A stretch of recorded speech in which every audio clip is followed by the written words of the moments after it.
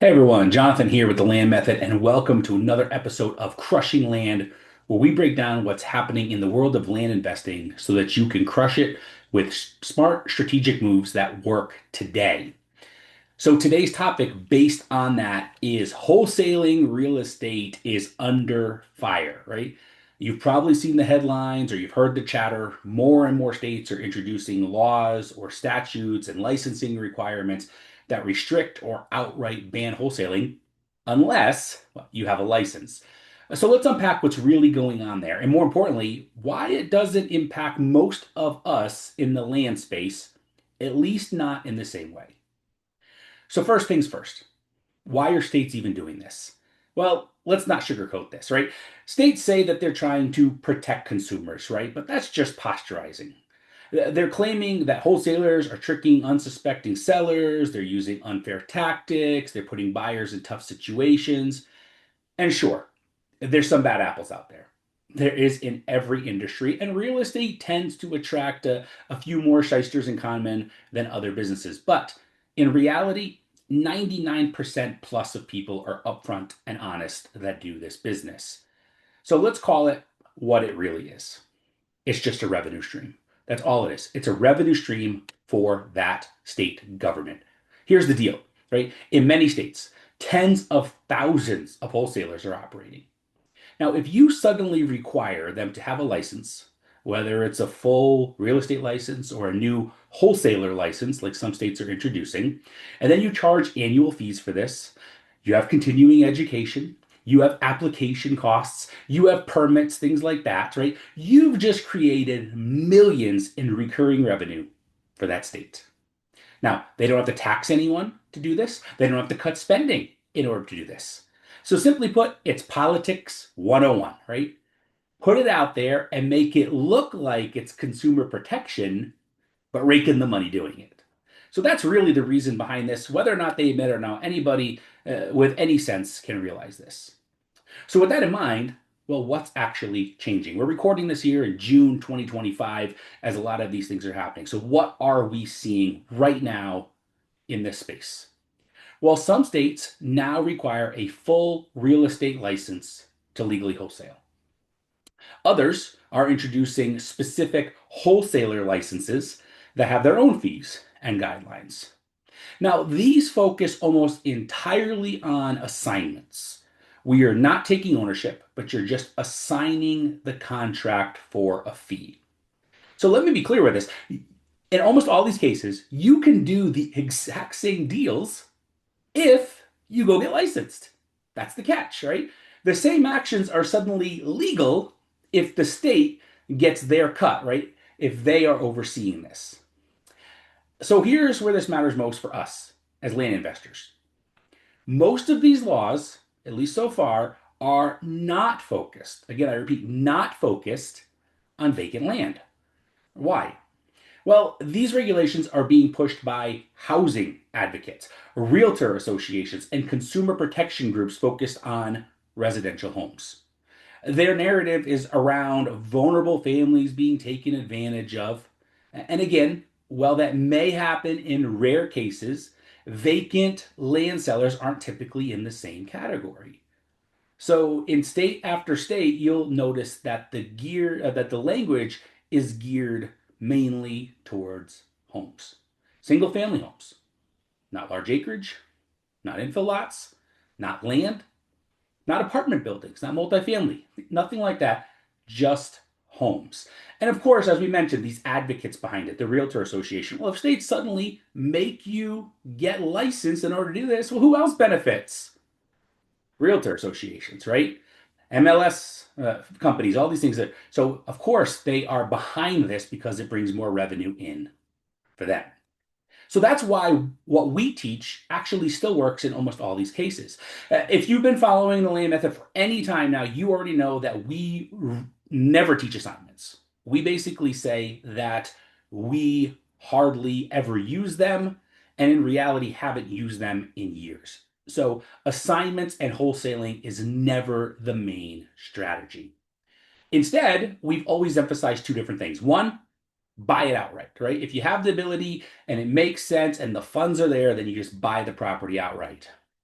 or double close the property, where you're the principal buyer on the first deal, and then what do you become? The principal seller on the second. In both of these cases, you are taking ownership, either temporarily, as in just a matter of minutes, or permanently until you find an end buyer. And honestly, that tends to make all the difference in the eyes of these regulators. See, to them, assigning a contract you never intend to close on, well, you're being a broker without a license. You're getting involved in the middle. But when you actually buy the property, when you actually buy the land and then resell it, even if it's the same day, then they see that as a transaction between principals, not someone in the middle. So yes, it's all semantics. The result's the same, right?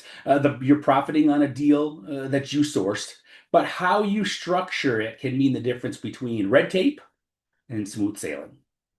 So what about the house wholesalers then? Well, I've got nothing against house flippers and home wholesalers out there. A lot of them are doing great work. I used to do it myself. But this is where they're going to have to adapt. Some of them will jump through the hoops. They're going to get licensed and they'll just keep going. For high volume players, honestly, that's just the cost of doing business. And honestly, the cost to do it is just a drop in the bucket compared to these large spreads that they're going to make.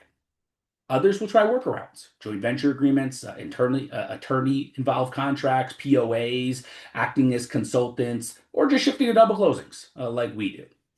But for us in the land space, it's just another reminder of why this niche is so powerful, right? We have lower regulation, it attracts less attention, there's fewer gatekeepers out there, and strategies that already align with the best practices available.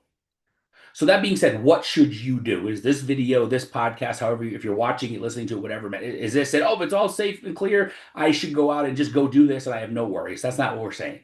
So what should you do? Well, one, know your state laws, right? Even if they're not targeting land yet, be aware and know what's going on in the states that you are investing in. Easy conversation to have with your real estate attorney in that state. And again, one of the things that we've always focused on, and we're not going to talk about that in this episode, but just something to keep in mind is have an investor friendly real estate attorney, because there's a lot of real estate attorneys that don't like investors, and they're going to tell you that you shouldn't be doing what you're doing even if it's not illegal. They'll just say that. So you want to have a real estate attorney that actually works with investors and pick their brain about what's going on, and be very specific that you work in the land space, because that can make a huge difference. I've had numerous conversations over the years where they're like, oh, I don't like this because of this, this, this, this, and this. And you're like, well, remember, I'm only using it for land. Oh, for land, it's perfect. That's literally the way the conversations go. So know your state laws. And by your state laws, I don't mean where you live, but where you're working. And then on top of that, stick to what we've said. Buy it if it makes sense or you have the capital, or double close it. Right? Don't lean into the assignments unless you fully understand what's going on. You're dealing with a builder. It makes sense. Everybody involved is okay, that type of thing. But very, very, very rarely do we use these.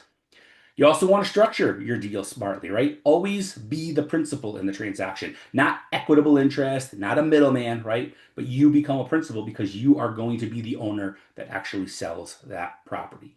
And if you're stuck in the get it under contract and assign it mindset, well, guess what? It might be time to evolve your approach, especially in this litigious legal environment that we are living in more and more. So, some final thoughts on this. Laws are changing.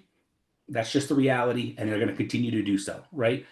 But here's what doesn't change. People still need to sell properties, right? And in our case, they need to sell land. You can still buy. There's nothing illegal about buying for a discount and selling for a profit. There never will be. The United States is built on capitalism, and that's capitalism at its core. So that will never be illegal. That's what every store does. The grocery store is buying at a discount, selling at a profit. The appliance store is buying at a discount and selling at a profit. Everybody does that. That's capitalism. So that's never going to go away, but it's just about how you go about doing it.